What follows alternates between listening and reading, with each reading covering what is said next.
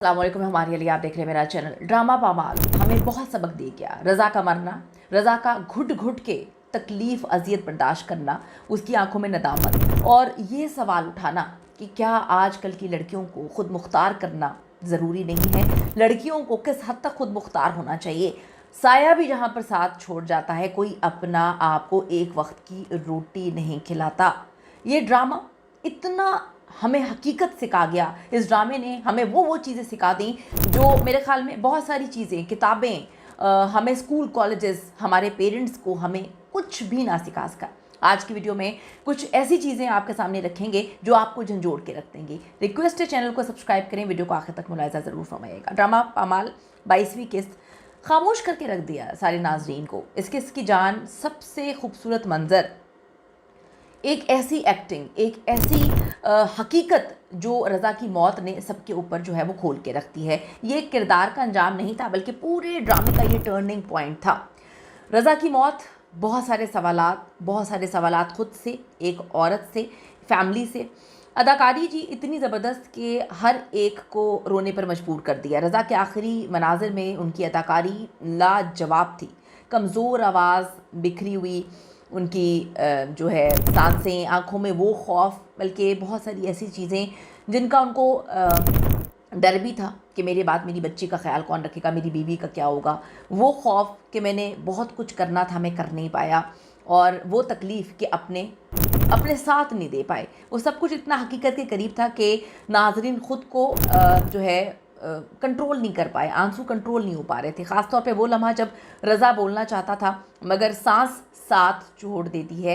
ये इस एपिसोड का सबसे बेहतरीन सीन, और रज़ा की इतनी ज़बरदस्त एक्टिंग जो हमें बता रही थी कि हम सांस की डोर है, हमारे इख्तियार में कुछ नहीं, और फिर भी हम इस दुनिया में क्या कर रहे हैं, जुल्म कर रहे हैं, ज़्यादतियाँ कर रहे हैं, हक़ मार रहे हैं, अपने अपनों का ही हक़ मार रहे हैं, उनके साथ ही गद्दारियाँ कर रहे हैं जो हमसे मोहब्बत करते हैं। जज्बाती तौर पे ये सबसे भारी किस्त थी। कहानी का सबसे बड़ा मोड़ था ये। नाज़रीन को झंझोड़ने वाली ये एपिसोड थी। ये किस्त पामाल को एक आम ड्रामे से उठाकर ताकतवर समाजी अलमिया बना देती है। पामाल का असल सबक जो है वो बहुत सारी लड़कियों के लिए, बहुत सारे वालिदैन के लिए, और ये हमें बार बार ये बताता है कि लड़कियों के लिए खुद मुख्तारी किस हद तक ज़रूरी है। ड्रामा पामाल ने हमें ये सबक सिखाया कि लड़कियों को खुद मुख्तार बनाना एक ऑप्शन नहीं है भाई, अब एक ज़रूरत बन चुकी है, और इतनी बड़ी ज़रूरत है वक्त की कि अगर आपकी बेटी तालीम हासिल कर चुकी है या उसके पास कोई हुनर है, वो उसको इस्तेमाल नहीं करती, आप सिर्फ ये चाहते हैं कि उसकी शादी हो जाए, अगले घर में वो चली जाए, तो यकीन करें कि आप अपनी बेटी के साथ, अपने बच्चों के साथ ज़्यादती कर रहे हैं। रज़ा की मौत ने यह हकीकत अयां कर दी है कि जब औरत कमज़ोर हो, जब औरत खामोश हो, दूसरों पर डिपेंड करती हो, तो सिर्फ वही नहीं बल्कि उसके इर्द गिर्द जितने भी लोग होते हैं पामाल हो जाते हैं। ये ड्रामा हमें बहुत सबक देता है, बताता है कि तालीम के बगैर औरत की आवाज़ जो है वो बेआवाज़ रह जाती है। माली आज़ादी के बगैर, आपके पास हुनर है, तालीम नहीं है, हुनर है, उसका इस्तेमाल करें। माली आज़ादी के बगैर फ़ैसले दूसरों के हाथों में चले जाते हैं, आपकी ज़िंदगी दूसरों के हाथों में चली जाती है, आप एक एक चारणनी के लिए मोहताज हो जाते हैं। खुद मुख्तारी के बगैर जुल्म के ख़िलाफ़ खड़ा होना बिल्कुल मुमकिन नहीं रहता है। पामाल चीख चीख कर हमें सबक दे रहा है, हमें कह गया अगर लड़की खुद मुख्तार हो तो कोई रज़ा यूँ खामोशी से नहीं मरता। कहाँ माँ बाप के लिए हम बात करें, उनके लिए भी बहुत बड़ा पैगाम देकर गई ये कहानी। बेटियों को सिर्फ सब्र नहीं, ताकत भी सिखाएं, खामोशी नहीं, आवाज़ देना भी सिखाएं, अपने लिए खड़ा होना भी सिखाएं।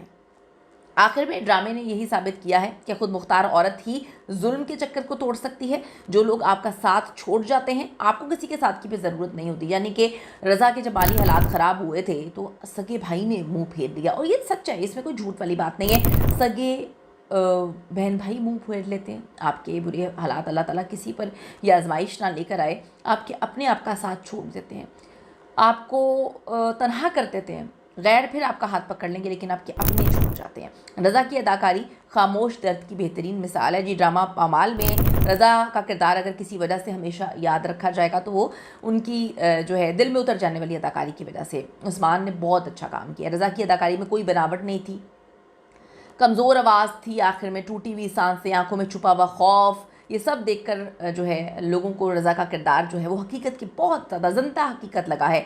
रज़ा की खामोशी उसके चेहरे से नज़र आ रही थी। आखिरी मनाजिर ड्रामे की सबसे दर्दनाक जो है वो याद बन चुके हैं। ये कहना गलत नहीं होगा कि रज़ा की अदाकारी ने पामाल ड्रामे को बहुत ऊपर तक उठा के कर लिया। लेकिन जो एक सवाल था, इस पे लोगों ने सवाल किया कि क्या तुम मेरे बाद दोबारा शादी करोगे। पामाल में कैंसर के आखिरी स्टेज पे रज़ा अपनी बीवी से पूछता है, क्या तुम मेरे बाद दोबारा शादी करोगी। रज़ा की ख्वाहिश है कि मलका उसके बाद शादी ना करे, क्योंकि हो सकता है कि उसकी बेटी को सुतेला बाप जो है वो प्यार ना कर सके, साथ रहने में मसला हो। रज़ा जाते जाते और मरते मरते शायद अपनी जो ख्वाहिश थी वो फिर भी थोम के जा रहा था, क्योंकि अपने कंट्रोल करने की आदत कुछ लोगों में होती है। अगर एक बेवा औरत को कोई अच्छा साथी मिल जाए तो गलत नहीं होगा। मैं आपको एक बताऊं, हमारे मोहल्ले में एक खातून थी, ठीक है, उसको बड़ी मोहलिक बीमारी थी, उसके बच्चे भी नहीं थे मेरे ख्याल में, हाँ एक बेटी थी उनकी। तो वो बेचारी औरत मर रही थी, उसको पता था, डॉक्टर से जवाब दे दिए। उसने फिर भी अपने शौहर की अपनी ज़िंदगी में शादी करवाई, ना सिर्फ शादी करवाई बल्कि अपनी आंखों के सामने शादी करवाई, और उसके बाद वो चंद दिन बाद उसकी डेथ हो जाती है। तो आप देखें कि आपका क्या ख्याल है कि उस खातून ने दुरुस्त किया था, या आपको लगता है कि बस जो है अपनी रुखसत की तैयारी करनी चाहिए थी उसे, और अपने शौहर और बेटी के बारे में नहीं सोचना चाहिए था। कीमती राय ज़रूर दीजिएगा। इस ड्रामे ने आपको क्या सबक दिया, कितना झंझोड़ के रख दिया। औरतों की खुद मुख्तारी किस हद तक ज़रूरी है, औरतों को किस हद तक खुद मुख्तार होना चाहिए, अपने माली मामलात के हवाले से किसी पर डिपेंडेंट नहीं होना चाहिए। अपनी कीमती राय ज़रूर दीजिएगा। आपने इस ड्रामे से क्या सीखा। मैंने तो बहुत कुछ सीखा। ज़रूर कमेंट्स करें। See you in the next video.